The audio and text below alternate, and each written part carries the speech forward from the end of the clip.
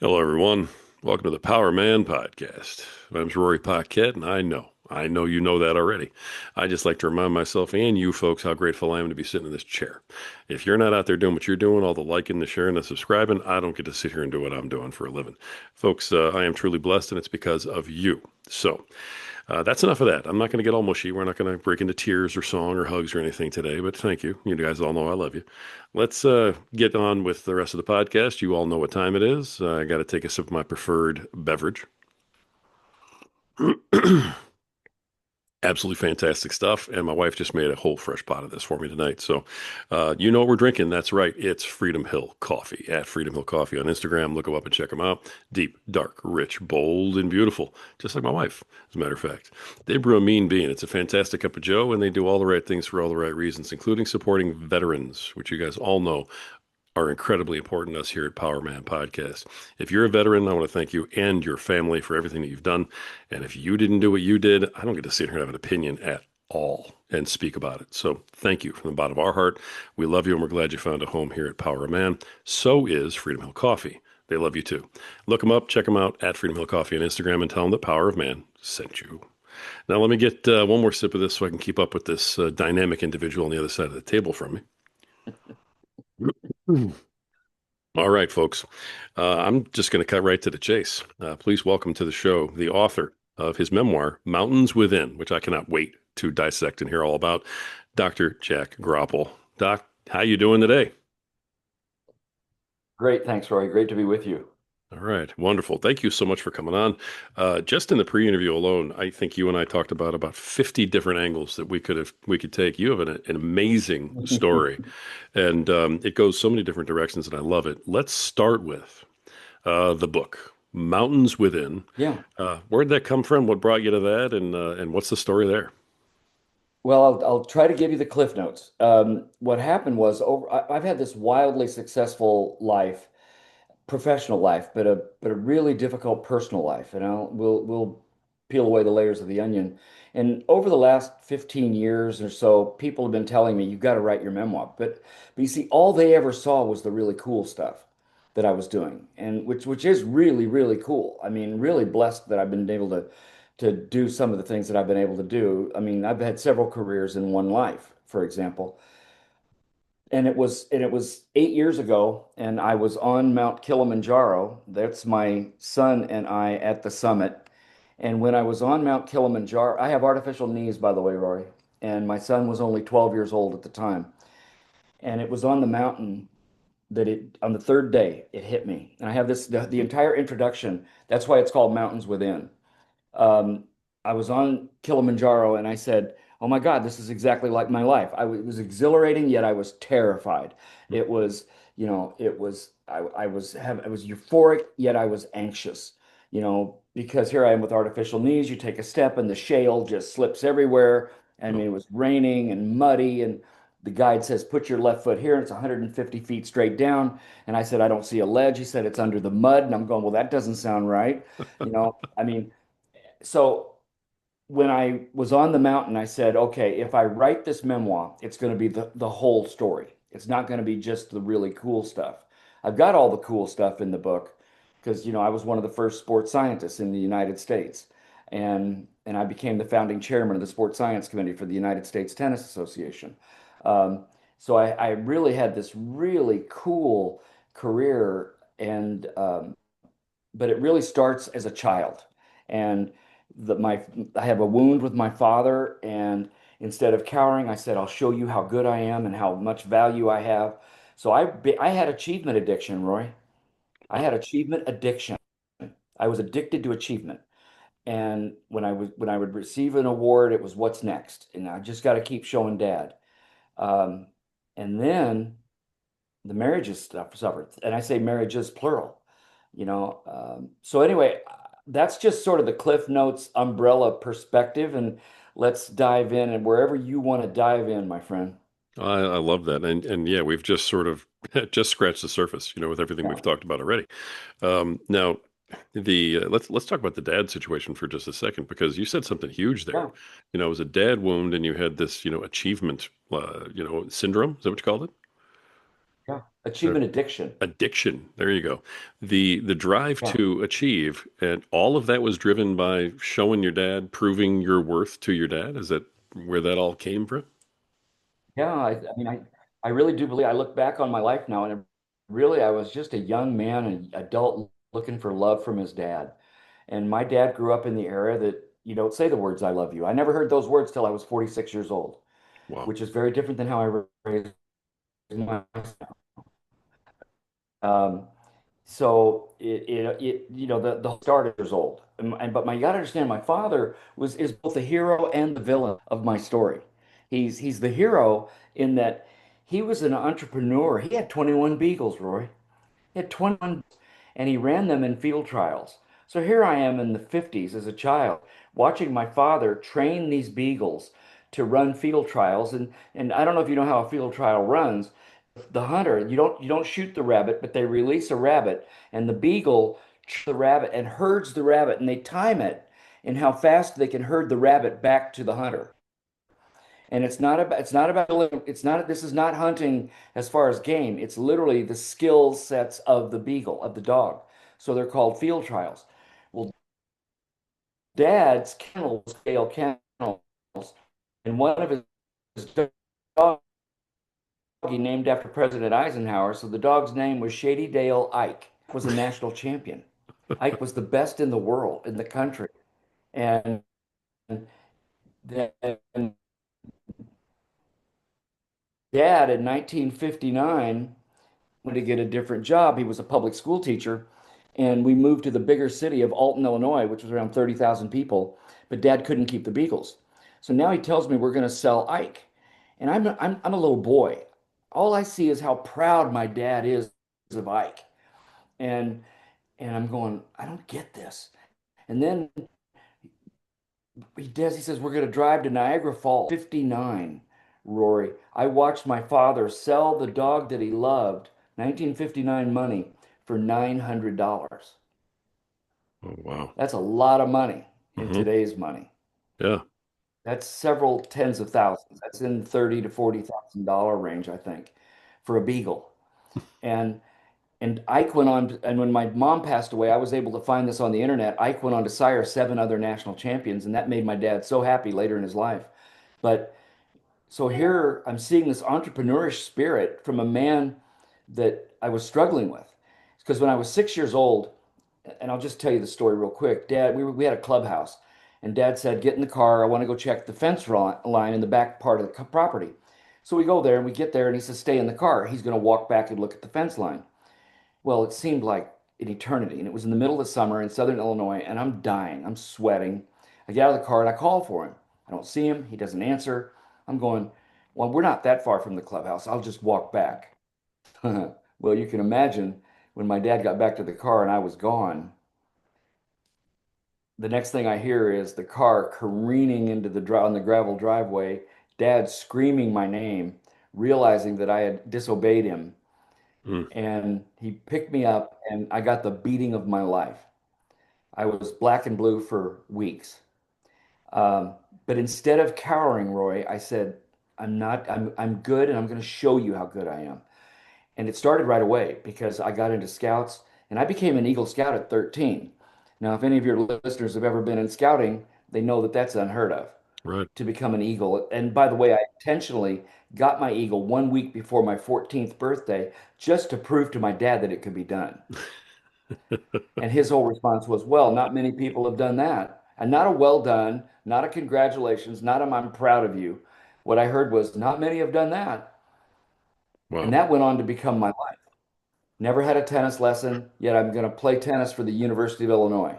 He goes, well, if I have to pay for it, you have to study agriculture.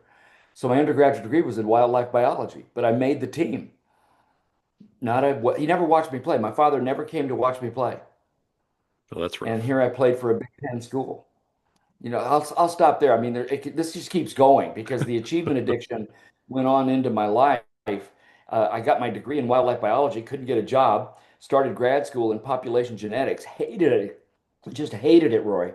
And my sister said, "Why don't you talk to the people in physical education?" And I said, "Well, Dad will kill me." She says, "You don't know that." So I did, and they admitted me to the program. And I fell in love with it. And that's how I got in the field that I'm in.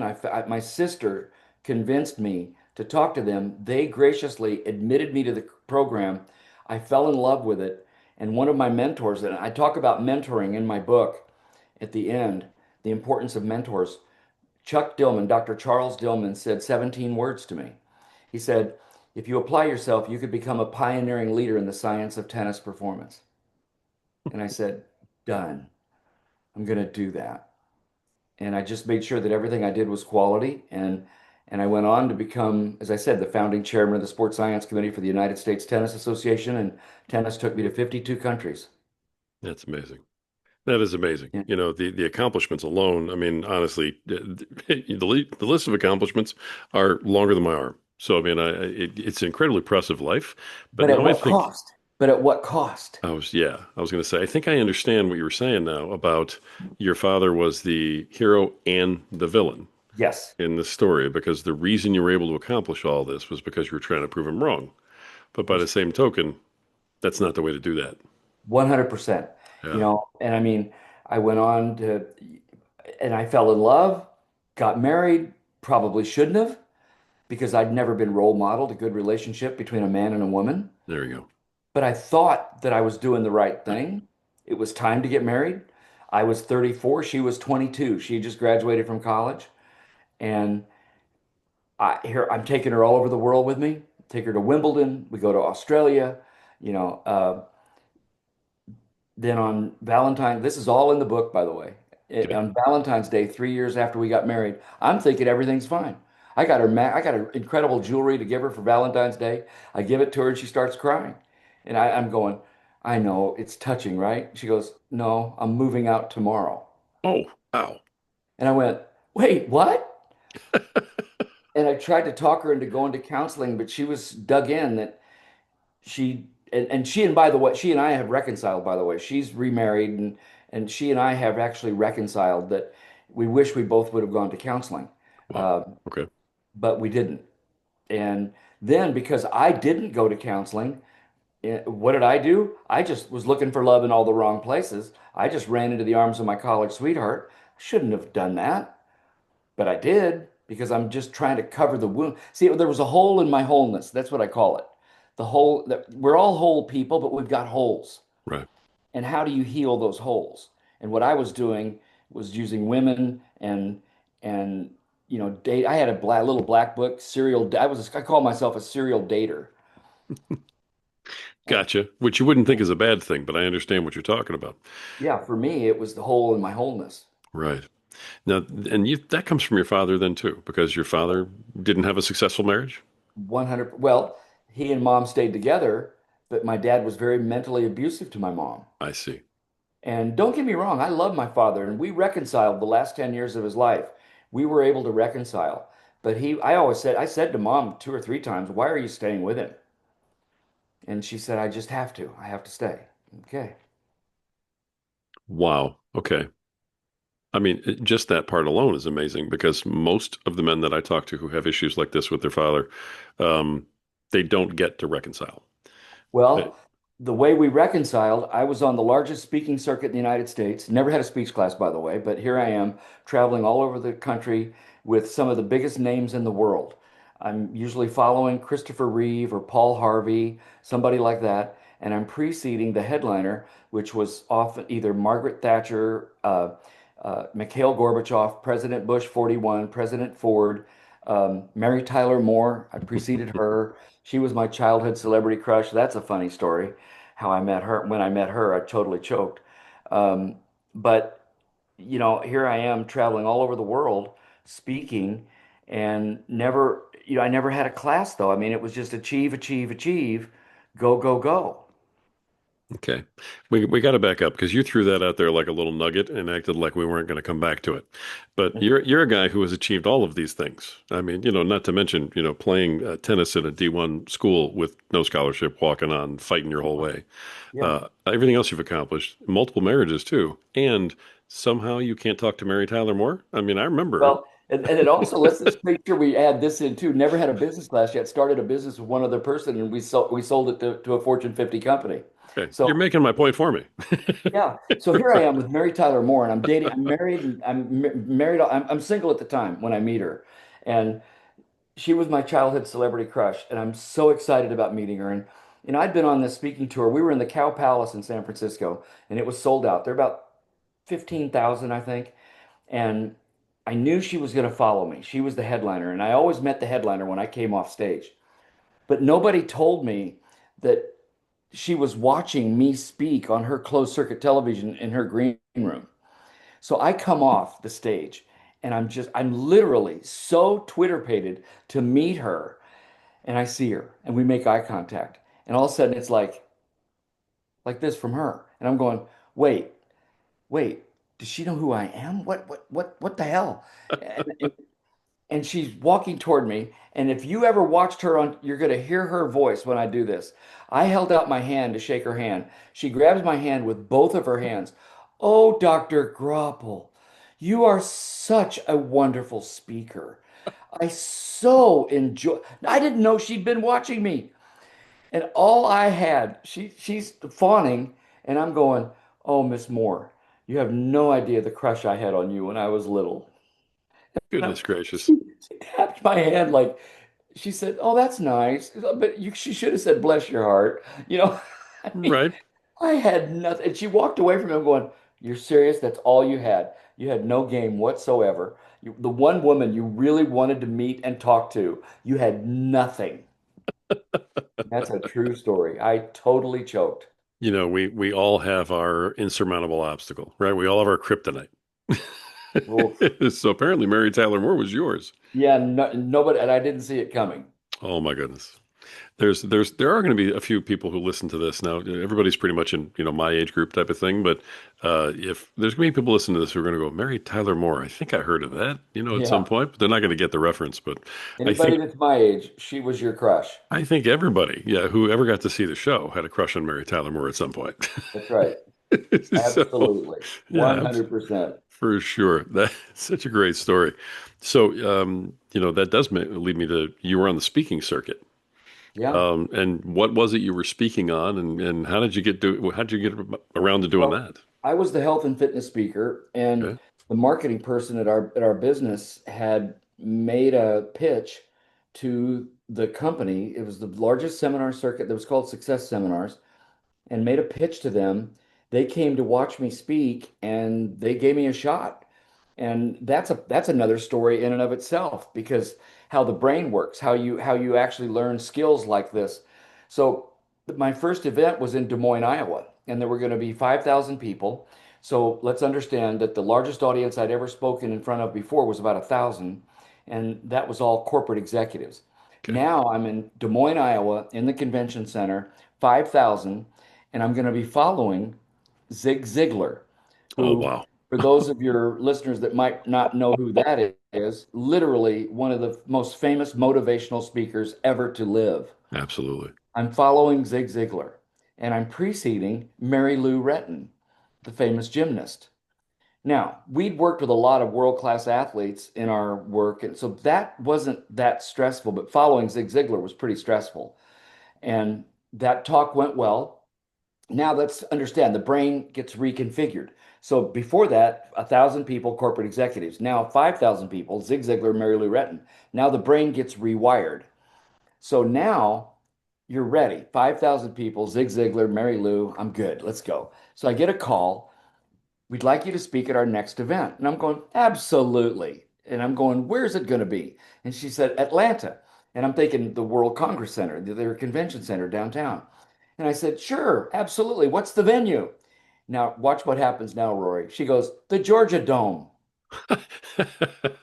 And and now the All brain right. immediately goes into a panic, you see, because, and I'll try to emulate exactly how I responded. Where the Falcons play, with that There you kind of go. a voice crack, where the Falcons play.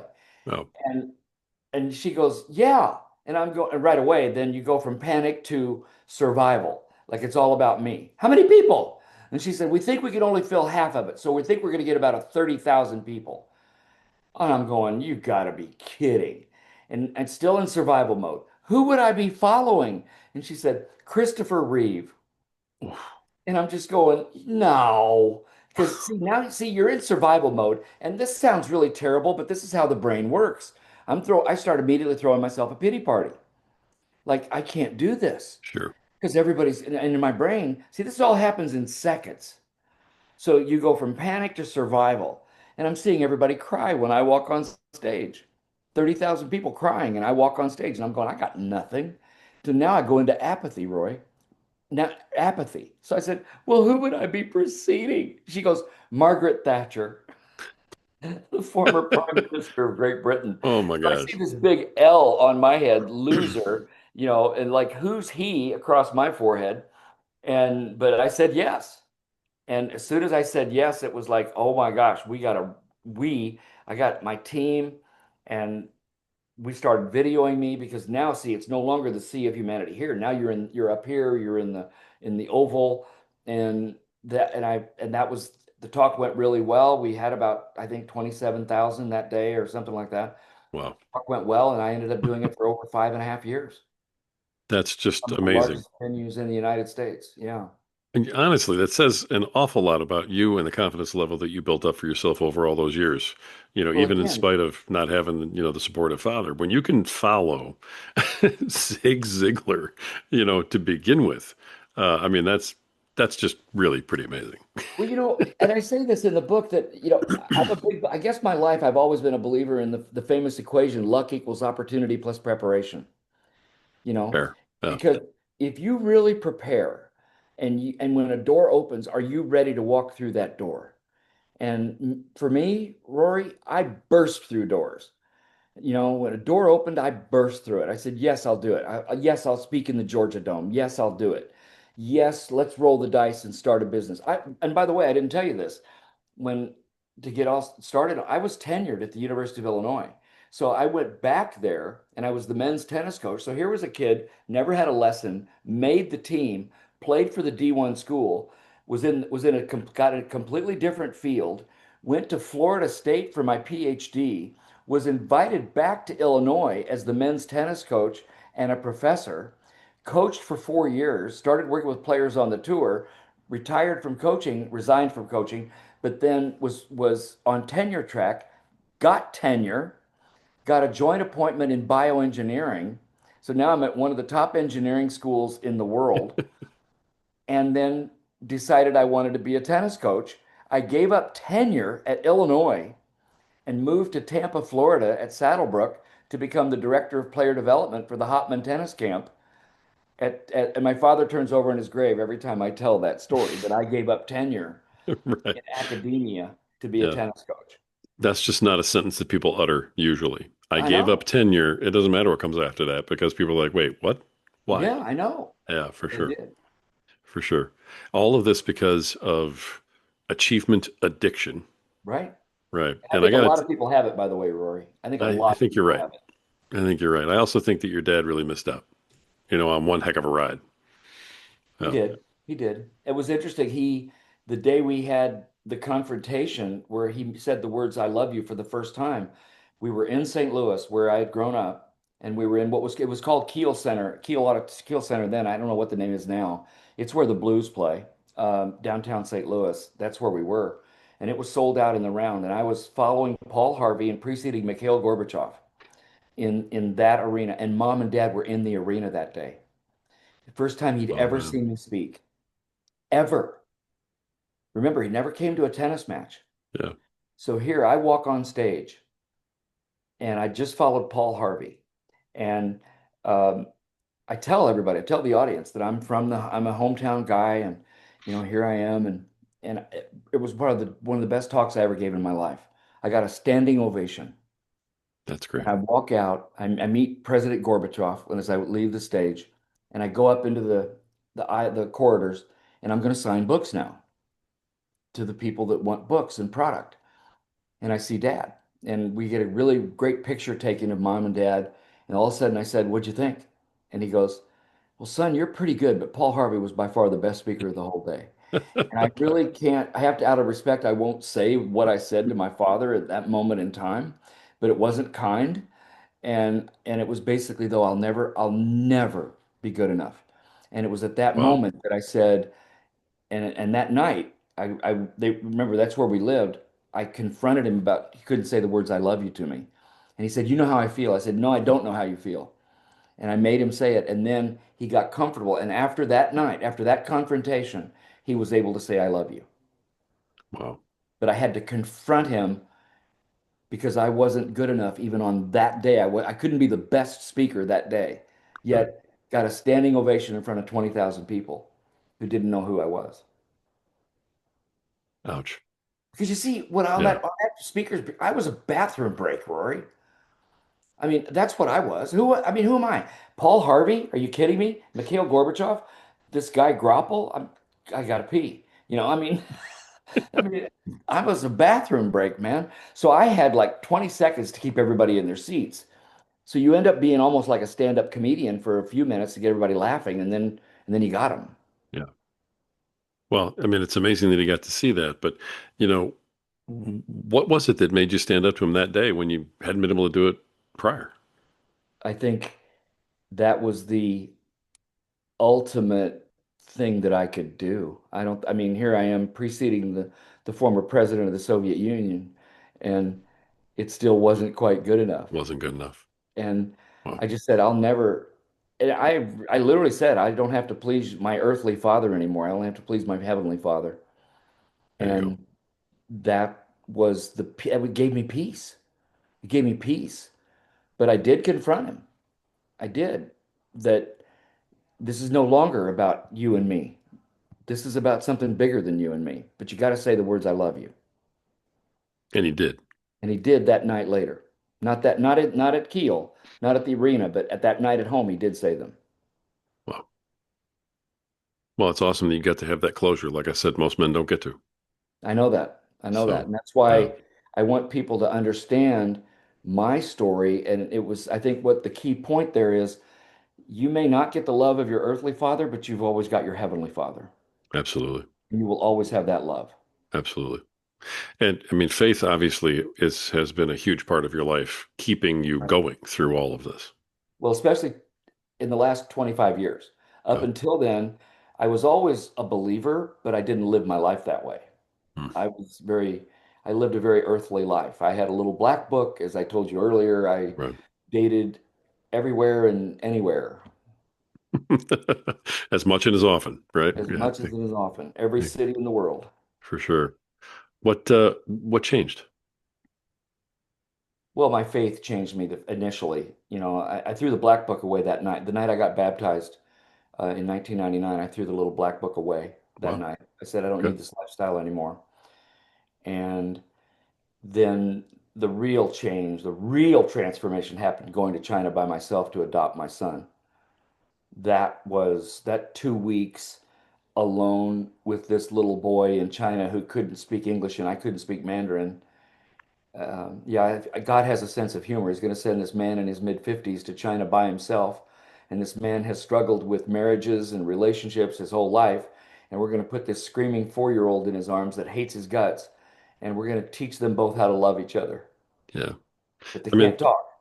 as I say, that doesn't happen, just on its own. So, what was No, it that's that made right. you say, "Hey, I want to become a father now, and this is the method in which I'm going to go do it"? Well, his mom and I, we were married at the time, and we had 3 years earlier, we had met her first cousin at an event, and he was with his young infant daughter from China. And we prayed about it, and it was about a year later that we decided to try it. So we got a login date um, in September of 2006. That's when we got the login date. In the spring of 2007, we get a call from our agency that no parent could be over 54, 50, something like that. Anyway, I was already over it. But the joke in my family is that we were grandfathered in because we already had our login date. Uh, and then in March in the spring of 2008, we get a call, and the call went like this. And she didn't mean anything by it, the agency, but she said, China has really slowed everything down, and it looks like it could be at least 2 years before you get, and here it is, before you get a normal girl. We hung up and we're both going, my wife and I, what's normal? So we called back and they said, well, you could get in the waiting child program, which is a form of special needs. And I said, well, we're interested in that. And sure enough, my son he was a toddler already, was almost 4 years old. So he's already inculcated into the culture, and he was a cleft palate child, cleft palate, cleft lip. And so he was in the waiting child program. We did a letter of intent and we got accepted in May of 2008. And then in August of 2008, we get the call that we had to be in China on September the 8th. Well, she injured her ankle real badly and had to have surgery. So she couldn't go. And I said, okay, well, I'm going to go by myself. I'm going to go get him. But then I had a speaking engagement at Oxford in England at Oxford University. So the week before I go to China, I'm going to England to speak at Oxford. And then at the Heathrow Airport, all this is in the book. At the Heathrow Airport, I'm buying cartons of cigarettes to give as gratuities to the officials in China.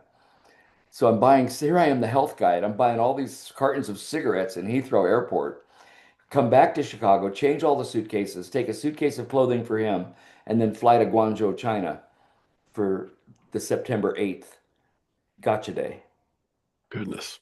I mean, this is quite the procedure that you're dealing with. Um, Yeah, so now you mentioned your wife.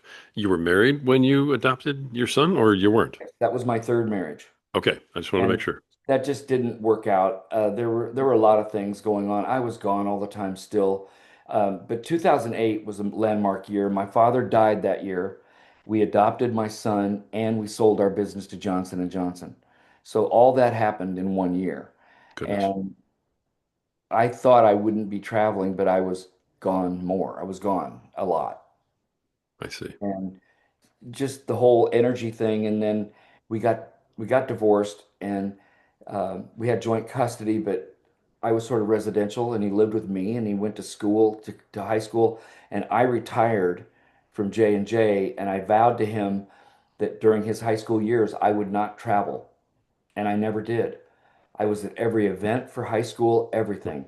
And in fact, in God's perfect wisdom, became a professor again at a Christian university outside of Chicago while he was in school. And I was a professor again after I retired from Johnson and Johnson. Yeah, they say that we need to become the thing that we needed the most and didn't have. Do you feel like doing that for your son may Yeah. have closed Um, that gap, sealed that hole? yeah, it's too bad it took so long. I mean, Uh, I apologize to people in the end of the book in the acknowledgments. I apologize to anybody I might have hurt. Um, because I was so driven, Rory, in everything that I did. And again, the holes in my wholeness were really, really difficult to heal. And I think, again, the faith component, coming back to that, and then the adoption and fatherhood healed me as much as anything. And I think I'm still healing. I don't think this isn't something where, oh, now he's great. No, I think we're all healing all the time.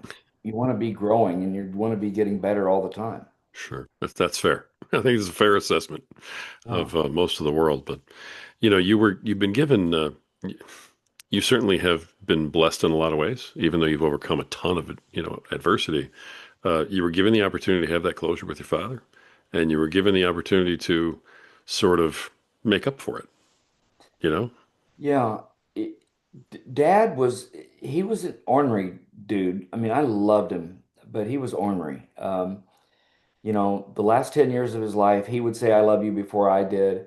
He would even bring up, he said, son, I wish I'd done a better job raising you. We would have those conversations that a lot of adult men have with their fathers. sure, And I forgave him, but I also was very clear in my own brain about how I was going to raise my son. And there isn't a day goes by that he and I don't, when we talk, I love you is part of the conversation. nice. Um, and when, and training for Kilimanjaro with him. I mean, when he and think look, you see him, he's 12 years old. And again, I had artificial knees, and that was a tough trip, man. That's extreme altitude, and to do that with your son and actually make it to the summit, it was incredible. Then 2 years later, the dude went as a 14, he wins the national championship in AAU karate. And I think he was able to do it because of climbing Kilimanjaro. Well, once you've done that, I assume everything else seems kind of like small potatoes. Yeah, and he's a very It's, humble kid. He really doesn't talk about it. Like I'll go visit him at his university and I'll bring up something about like Kilimanjaro and his friends will go, "Wait, what?" They don't even know. He's right. very humble, which I love about him. Given your the achievement addiction and Mhm. given your relationship with your son and the fact that you've been able to have so much closure and, establish kind of making up for what happened with you and your father by making sure that you did these new things, it doesn't sound like he has achievement addiction in that same way, of course, but it certainly sounds like he's into pushing himself and trying to achieve higher and higher and higher. Is that just learned behavior from dad then at that point Yeah, from him, you think? he has certainly seen my life, and but he's also, I think, one of the things that his mom and I always try to do is keep him grounded. Hmm, Uh, he made a decision about his own faith, recommitment to faith earlier in his life, and wonderful. he is just a really solid young man. He probably likes video games way too much, and he follows the NFL more than any normal human. Um, but I mean, he's a very bright kid and just incredible. If he were here right now, and if you asked him, he and I talk about this often, and we just talked about it not too long ago. If you said, "What's one thing that you learned from your dad that you'll never forget?" When we were in China, now remember, we can't speak because I don't know Mandarin and he doesn't know English, but I taught him to shake hands. I taught him how to shake someone's hand and look them in the eye and say, "Hi, how are you?" And he's got one of the firmest handshakes you can imagine. And he's just so grateful that he learned how to shake hands. Yeah. I mean, as simple as that sounds, for him, it was really meaningful. So you're out there with knee replacements, and your son is 12, and you decide you're going to climb Kilimanjaro. Was there any part of that that was still proving yourself to your dad? Oh, yeah. Still? Oh, yeah. Because you see, I didn't tell you this. Because when I was 20, here I am at Illinois, and I'm getting ready I'm a junior, and I was injured that year, so I didn't compete. So I get this call from dad in like March or April. He says, "Tell your tennis coach that you're not going to play many tournaments because you're not going to be able to." And I'm going, "Why not?" And because remember, we're estranged, so I'm going, "Why wouldn't I play tournaments?" Right. And he goes, "Well, you and I are going to drive to Alaska." And I'm going, "What are you talking about?" He says, "Well, I've always wanted to go. You're an Eagle Scout. You cook, I'll do the dishes. I think this is really important for you and I to do." And I'm going, "Are you serious?" I'm going, "Dad, how long are we going to be gone?" He says, "I think we can do it in 6 weeks driving in a truck with a covered camper on it. Like not a camper, a truck that has a cover on it with two makeshift sleeping beds in the back." And I'm going, "Dad, how many miles is this?" He says, "A little over 4,000." And I'm going, "Dad," and I actually said, "We'll kill each other." He goes, "I don't know. I don't think so. We're going to do this though." And I'm going, "Oh." So we drove to Alaska, and there were some tenuous times on that trip, but the trip to Alaska was the beginning of he and I starting, even though it took 25 years, it was the beginning of a reconciliation between he and I. Excellent. But Excellent. there were moments, man. Like I tell one story in the book that he was railing on me one day and I was driving we were on a mountainside and I just drove to the edge. And he had a fear of heights and he started cursing at me and saying, "Jack, pull over." And I'm going, "Stop yelling." "No, pull over." "I'm not going to pull over." I honestly think my dad thought I was going to drive us off the cliff. Nice. And our relationship started changing. There you go. when that happened. Yeah, defying death can do that to a relationship, Yeah, right? yeah, yeah, exactly. Exactly. Exactly. The book and the memoir and all of Yes. the stories that are in the book, which I'm sure we haven't even, scratched the surface of just yet. But is that your last sort of I'll show you to your dad? No, that I think I've healed from. I don't need to remember that what happened in St. Louis that night when I said I don't have to please you. I don't have to prove it to you anymore. I wrote this book. I really want to help people. It's an entertaining book. I mean, it talks about the beginnings of sports science in the United States. It talks about the Mary Tyler Moore story. And Right. so the book is a roller coaster of emotions. But for people that love sport, I mean, this is where, like I was invited, I talk about taking films in Madison Square Garden, you know, and working with some of the top players in the world.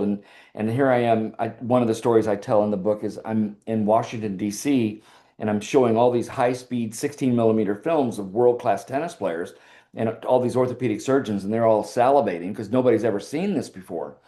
And I'm walking away, and this tall gentleman stands up and he says, "Could you do this in baseball?" And I said, "Well, I'm sure you can. What are you interested in?" And he says, "Well, I'm really concerned about the head first versus the feet first slide." Now, this is 1982. Hmm.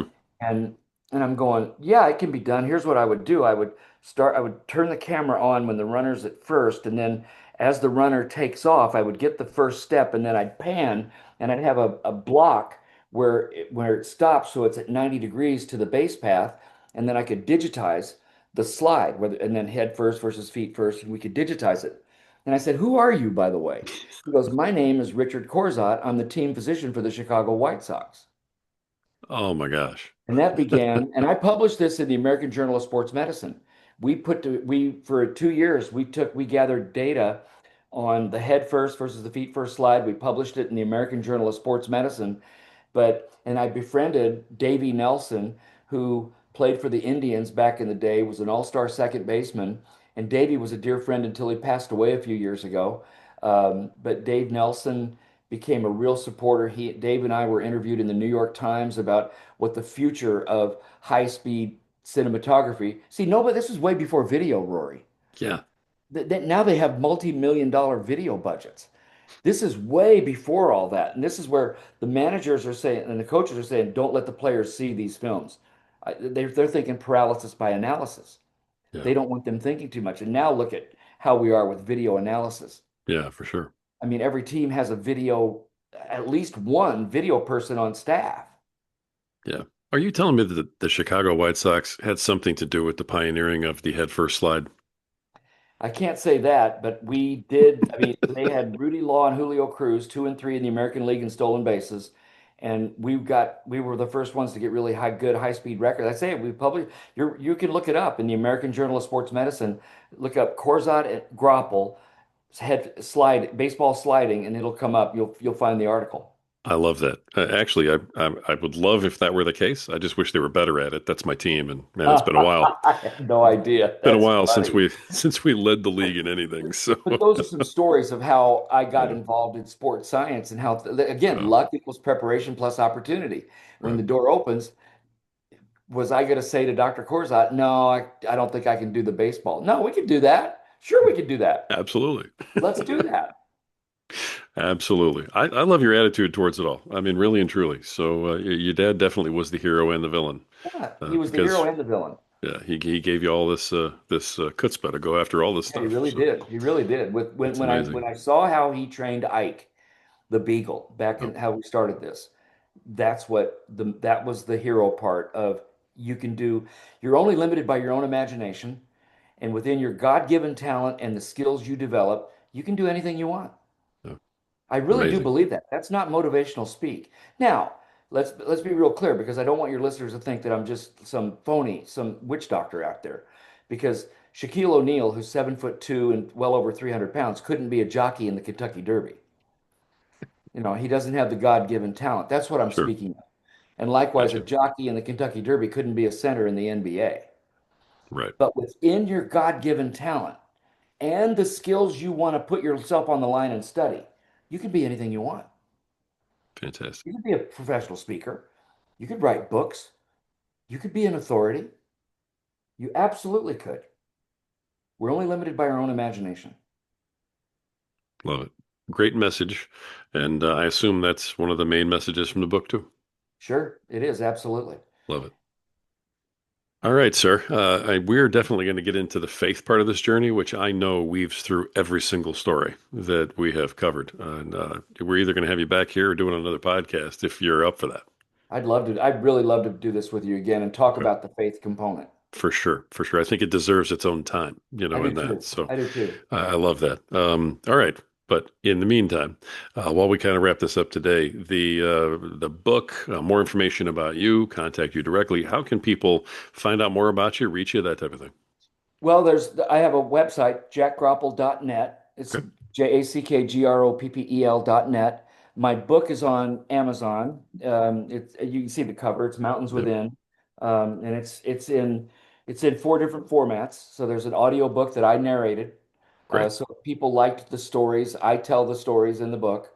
It's an ebook. It's a paperback and a hardcover. So, and it's available on Amazon, good anywhere that books are sold, Barnes and Noble, Goodreads, but Amazon is probably the most popular spot. Uh, Wonderful. yeah, but yeah, and LinkedIn. I'm very active on LinkedIn. Okay. My name, Jack Groppel. So connect with me, Absolutely. and that's how to follow what I'm doing. Wonderful. Just for the record, I'm glad to hear that you did your own ebook because I'm not sure anybody could tell this story and do it justice the way you are. So I'm Well, glad that you did it yourself. yeah, the audio book was difficult though. Yeah. You know, the engineer that I had was really great, and we made a decision because the story is so emotional. We Yeah. only did two chapters a day, so that because I wanted to be fresh, I wanted my voice to Sure. be fresh for each. So we never did more than two chapters in any one day of recording Wow. I mean, that's good thinking. That is because good thinking. I needed to be impactful, and I am a professional speaker, so I can tell it, but you still get fatigued. So, Yeah. Well, I usually go out and try to pick up the books of the folks that I interview, but I think I'm going to get the audiobook of this one so I can hear you uh, tell this story.